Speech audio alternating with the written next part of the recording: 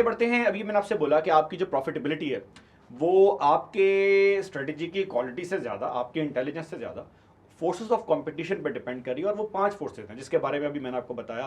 The bargaining power of buyer, supplier, competitive rivalry, threat from new entrant and threat from substitute product. आए बारी बारी हर force के बारे में बात करते हैं, starting from the first one.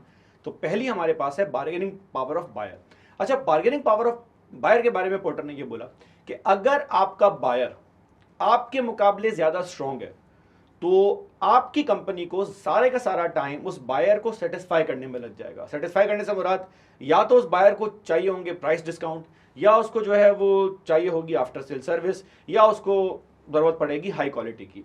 ये तीनों चीजें आम हालात में तो देना कोई बुरी बात नहीं है, लेकिन अगर ये तीनों चीजें हद से ज्यादा हो जाएं तो वो प्रॉफिटेबिलिटी जो हमारी कंपनी ने अर्न करनी थी वो प्रॉफिट हमारा बायर अर्न करना स्टार्ट कर देता है। ऑब्वियसली ऐसा क्यों होता है, बड़ा इसका एक अच्छा आंसर है सर। या तो आपका वो कस्टमर जो आपके बाकी कस्टमर के मुकाबले एक बड़ा बायर है, तो जाहिर सी बात है कि उसकी बार्गेनिंग पावर आपके पास बहुत ज्यादा है। For instance there are many ammunition company, arms and ammunition company in US, जिनके जो क्लाइंटेल होती है वो मुल्क होते हैं, उनका डिफेंस बजट होता है। And when it comes to defence budget, तो मिडिल ईस्ट के अंदर Saudia is a huge buyer. Since Saudia is a huge buyer, तो अगर आप एक आर्म्स कंपनी के एग्जीक्यूटिव हैं, अगर आपको ऐसी नौकरी मिल जाती है और आपकी कंपनी की टोटल $100 बिलियन की सेल है और उस 100 बिलियन में अकेला सऊदीया $50 बिलियन प्लेस कर रहा है, और वो सऊदीया अगर आपको बोले कि भैया मुझे अपने फाइटर जेट के अंदर जो है वो अपना ऊंट पार्क करना है, तो कंपनी का एग्जीक्यूटिव बोर्ड को समझाने की कोशिश नहीं करेगा। कंपनी का एग्जीक्यूटिव जाके क्लाइंट से ये पूछेगा कि सर आपको एक ऊंट खड़ा करना है कि 2 ऊंट खड़े करने हैं। तो अगर आपका कोई कस्टमर ऐसा है जिसकी बार्गेनिंग पावर बहुत ज्यादा है, तो वो बार्गेनिंग पावर का मतलब ये हुआ कि you are weak in front of that customer. जाहिर सी बात है आपको उस बार्गेनिंग पावर को इंप्रूव करने की जरूरत है, और वो बार्गेनिंग पावर इंप्रूव करने का सिर्फ एक हल है, get more number of customer. दूसरा एक सिचुएशन ये हो सकती है कि जब आपके बायर की बार्गेनिंग पावर आपके मुकाबले ज्यादा स्ट्रांग हो जाए, जब आपका कस्टमर आपसे कोई ऐसी चीज बाय कर रहा है जो उसके प्रोडक्शन प्रोसेस में लेस इंपॉर्टेंट है। For instance Pakistan is a buyer of Middle East crude oil, लेकिन मसला ये है कि ऑयल हमारी प्रोडक्शन प्रोसेस के लिए, हमारी कंट्री की ग्रोथ के लिए इट्स वेरी इंपॉर्टेंट। हाँ, अगर आपकी कंपनी या आपका जो कस्टमर है वो आपसे ऑफिस सप्लाईज का सामान बाय कर रहा है, स्टेपलर बाय कर रहा है, बॉल पेन बाय कर रहा है, तो ये सारा वो मटेरियल है जो उसके लिए इंपॉर्टेंट नहीं है। और क्योंकि उसके लिए इंपॉर्टेंट नहीं है और उसको कोई परेशानी नहीं है, तो वो आप जैसे 10 और कंपनीज ढूंढ सकता है।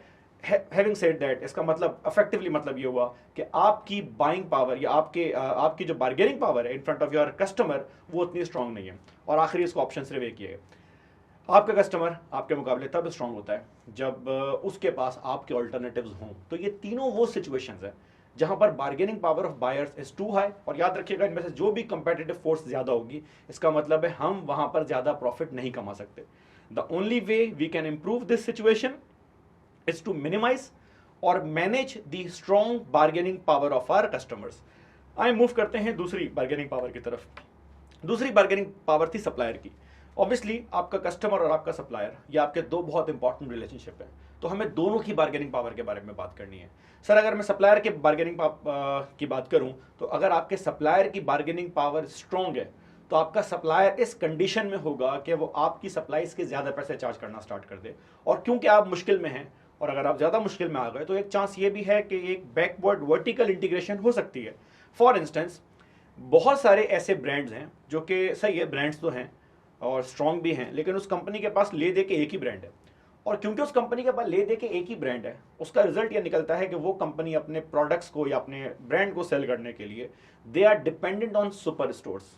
अब ये जो सुपर स्टोर्स हैं जिसमें हमारे मुल्क के अंदर इम्तियाज आता है, हमारे पास चेज़अप आता है, बाहर टेस्को आता है, कॉस्टको आता है, वॉलमार्ट आता है, इनकी बाइंग पावर इतनी बड़ी होती है कि जो सब इनके सप्लायर्स हैं, वो जो ब्रांड्स हैं, उनकी पावर इनके मुकाबले वीक होना स्टार्ट हो जाती है। तो होता क्या है, ये उन बड़े ब्रांड से, उन बड़ी कंपनी से वही आइटम जो मार्केट के अंदर सेल हो रहा है बहुत कम प्राइस के अंदर चार्ज कर सकते हैं।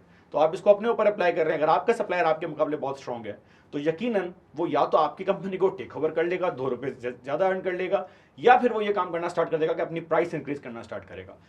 And again we can again brainstorm the same points. In fact काम ये कीजिएगा, ये लेक्चर रिकॉर्ड करते करते, ये लेक्चर सुनते सुनते आप लोग साथ साथ अपने रजिस्टर में नोट भी करें कि ऐसी क्या कंडीशन हो सकती है जिसमें आपका सप्लायर उसकी बार्गेनिंग पावर आपके मुकाबले स्ट्रांग हो जाए।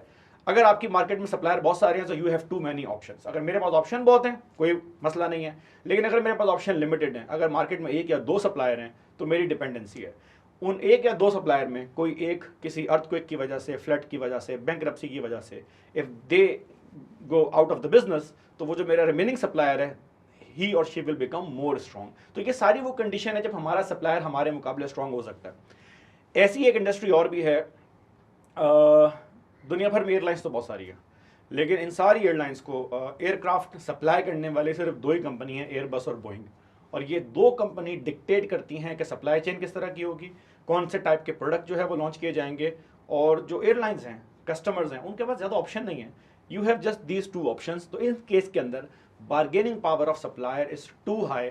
आप अपने नेक्स्ट एयरक्राफ्ट की जो परचेज कर रहे हैं उसकी प्राइस में ज़्यादा डिस्काउंट अवेल नहीं कर सकते। इनफैक्ट आपको सर्विस के लिए भी उन पे जो है वो डिपेंडेंट अपने पास होना पड़ता है। Thank you so very much.